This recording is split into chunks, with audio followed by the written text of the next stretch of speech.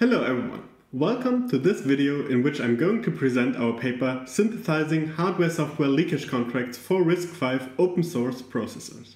My name is Gideon and I'm currently doing my master at Saarland University, and this is joint work with Marco from IMDEA Software Institute and Jan from Saarland University.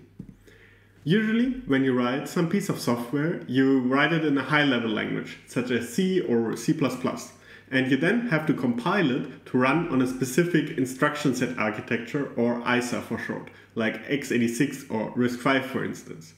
The binary can then be executed on any microarchitecture that implements this specific ISA. At the high level, this allows you to program completely independently of the microarchitecture.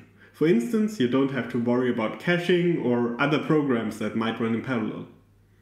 On the other hand, when you design a microarchitecture, you're free to implement any optimizations as long as the ISA semantics are still obeyed.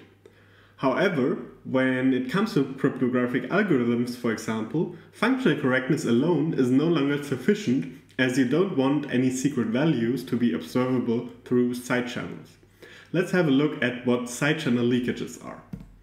Sidechannel leakages occur when microarchitectural details can be observed by an attacker, even though they are not visible at the architectural level. This can happen when there are differences, for example, in timing or the power consumption of the chip. Often these leakages are caused by microarchitectural optimizations, such as caches, or when an instruction's execution time depends on one of its operands. For example, on the IBEX core, which we are going to see later on, the time required for multiplication depends on the second operand. Let's have a look at a concrete example. Assume we have a program P, which we will execute on our microarchitecture with the input 1, and we will compare it with another execution with the input 2. Our attacker, in this case, can observe when the execution finishes. In the first execution, we will start in some initial microarchitectural state and then proceed cycle by cycle through some sequence of states. However, the attacker cannot observe this entire sequence, but only a small part of each state, which, in this case, allows to determine whether the execution has finished. Let's assume that in the fourth state, the execution is finished, so the attacker observations will look like this. Similarly, with the second input, we will also start in an initial state and then proceed through a sequence of microarchitectural states. Let's assume that in this execution we multiply with a smaller value, so our execution finishes one cycle earlier. This will also reflect in the attacker observations here. This makes the two executions distinguishable for the attacker, so the attacker can distinguish inputs 1 and 2. This is what we call a sidechannel leakage. So coming back to the big picture, we've seen that while ISAs make it very easy to execute program on many different microarchitectures, ISAs don't provide any guarantees about sidechannels. When designing a microarchitecture, you can implement any secure optimizations as long as they still comply with the ISA specification. And on the other side, we can't really provide any security guarantees at the high-level language without taking additional properties of the microarchitecture into account. And this is where hardware-software leakage contracts come into place. These contracts add an additional leakage specification at the ISA level. This specification tries to capture all possible information leakages. And using this specification in the compiler, for example, we can again program securely without any additional details about the microarchitecture and its optimizations. But what exactly does this specification provide? Let's take another look at our previous example. We now need to have a look at the execution of our program at the ISA level. In this simple example, the first instruction loads our input from memory. We then multiply the input value with itself, and we will finally perform a memory access where the address is the value we just computed. The execution using the second input will go through the same sequence of instructions. However, the input value is different, so we square another value and we perform a load from another address in the last instruction. A leakage contract now extrapolates some aspects of the architectural state. In this example, it will be the second factor of the multiplication. As this factor differs between the two executions, we will have different contract observations. For a correct contract, we now require that always if the attacker observations differ, so if the attacker is able to infer something about the execution, the contract must also distinguish these inputs. Or the other way around, if the contract does not distinguish two executions, we are guaranteed that the attacker cannot distinguish these two executions on any microarchitecture that satisfies the contract. And with this contract in place, we can now rely on its guarantees at the high level. So it's possible again to program securely, completely independently of the microarchitecture. At the microarchitectural level, one can implement any optimizations as long as the contract is still satisfied. However, it would also be helpful to know which contract is satisfied by an existing microarchitecture. So how do we obtain a leakage contract for a given microarchitecture? This is the main question we explored in this paper, so in this talk we will have a look at the question how to synthesize a contract. To start answering this question, we will first talk about how we can define a space of contracts out of which we can select the best contract for the microarchitecture.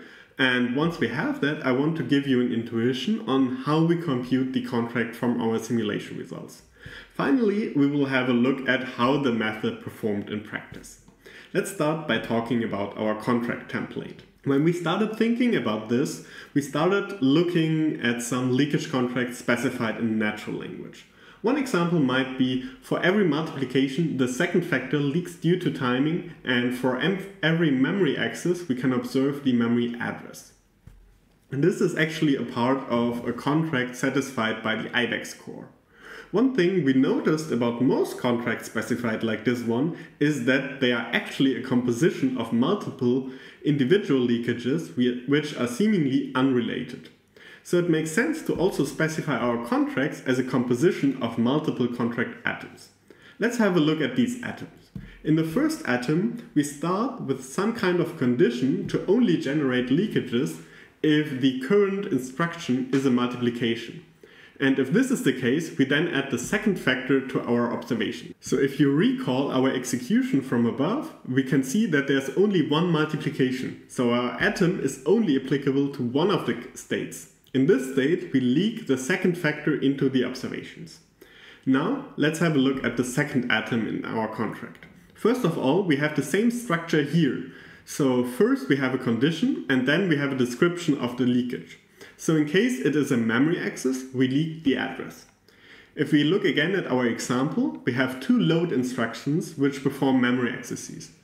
So we add another atom to our contract observations to capture the addresses of both memory accesses.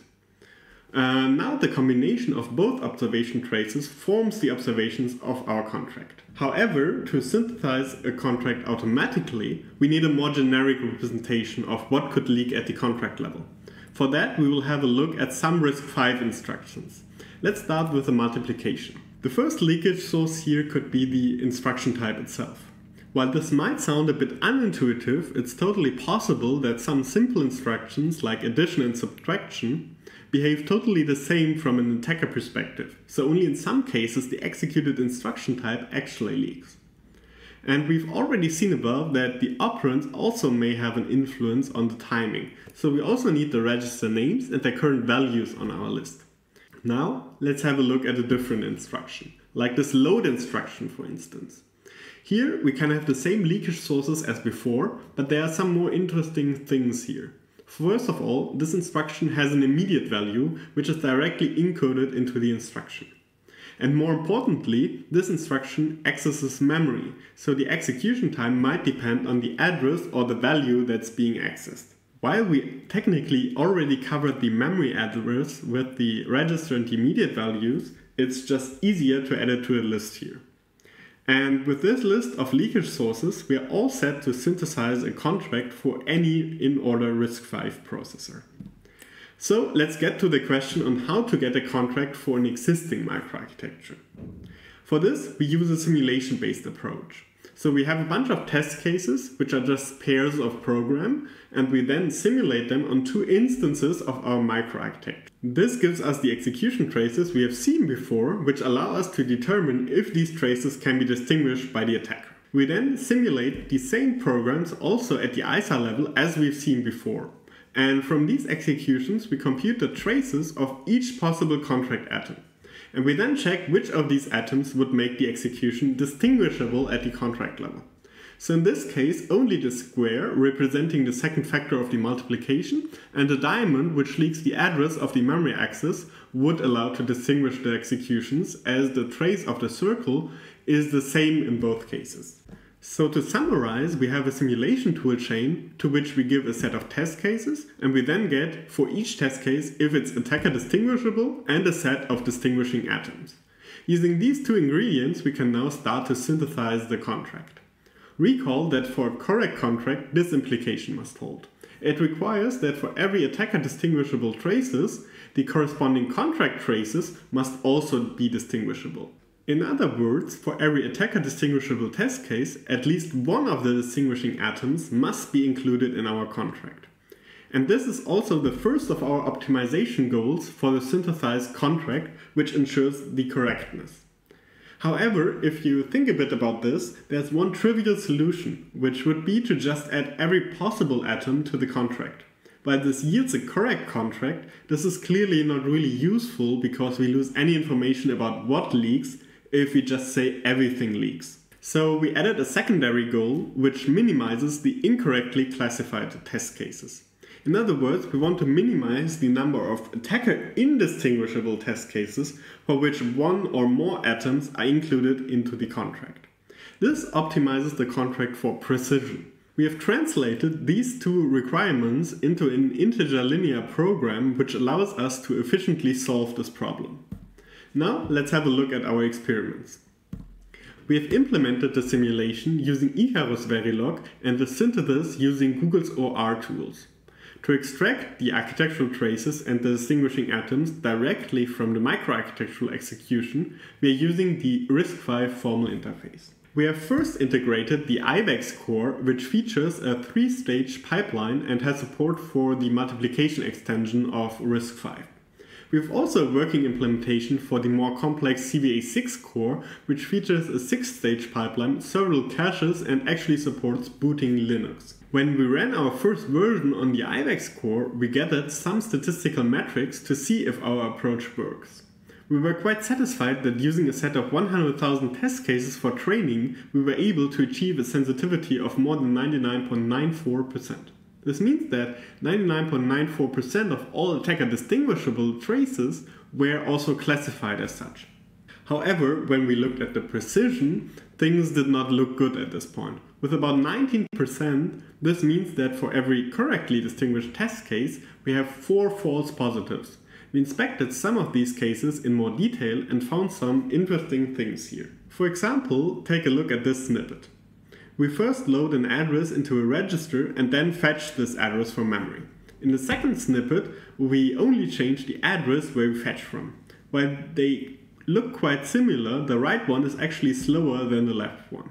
And if you take a close look into the specification of the IBEX, you will find that the memory interface has an output for the data address, which guarantees a word-aligned address. This means that in the right example, the memory access is split into 2 separate but word-aligned accesses. While our contract template was able to capture this behavior by exposing the full address, a lot of false positives were introduced as only the 2 least significant bits were important. We used this observation and a few more observations regarding branches and data dependencies to refine our initial contract template by inserting additional atoms capturing the alignment of addresses, branch outcomes, and the presence of data dependencies. We then evaluated the performance again, and now the precision went up to about 72% and the sensitivity only changed a little bit. We decided to not go any further at this point, as any addition to the contract template also increases the search space and therefore requires more test cases and slows down the contract synthesis altogether. This concludes my talk, and if you want to see some more results, I invite you to have a look at our paper, and the sources and the raw results are also available on Zenodo. Thank you very much for your attention.